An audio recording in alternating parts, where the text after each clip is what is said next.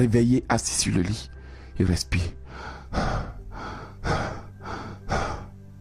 Là, il s'est dit, mais qu'est-ce qui s'est passé? Pourquoi je me sens vidé? Ou bien, ils vont commettre des actions et autres. Et puis le cœur commence à battre. Les palpitations, la frayeur, la peur, l'inquiétude, le découragement. Une grande tristesse s'est abattue sur eux. Et une voix parlant au fond de dit, tu n'aurais pas dû faire ce que tu as fait. Tu n'aurais pas dû avoir des rapports sexuels avec ce monsieur. Tu n'aurais pas dû manger cette nourriture. Tu n'aurais pas dû aller avec cette femme. Tu n'aurais pas dû prendre cet appel téléphonique. Tu n'aurais pas dû aller à cette fête.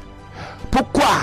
Parce que, bien-aimé, tu as été piégé sans le savoir. Tu es allé vendre ta vie sans le savoir. Tu es allé te faire dépouiller de ta bénédiction sans le savoir. Tu es allé commettre cet acte à 2 doigts de ta bénédiction. Et l'ange te regardant dit, pourquoi tu as fait ça? Tu n'aurais pas dû accepter cette invitation. Tu n'aurais pas dû te masturber.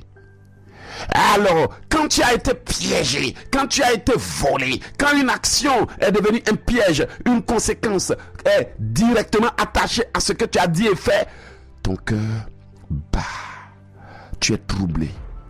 Tu es troublé par des pensées, des regrets. Tu es envahi par une grande tristesse. Ou bien quand pendant la nuit il y a eu des travaux, des vols, tu as été pillé, tu as été détourné, ta destinée a été changée. Ou quand tu fais des rêves prémonitoires qui t'annoncent que ta vie a été victime d'une attaque mystico-diabolique, alors tu te réveilles et ton cœur commence à battre.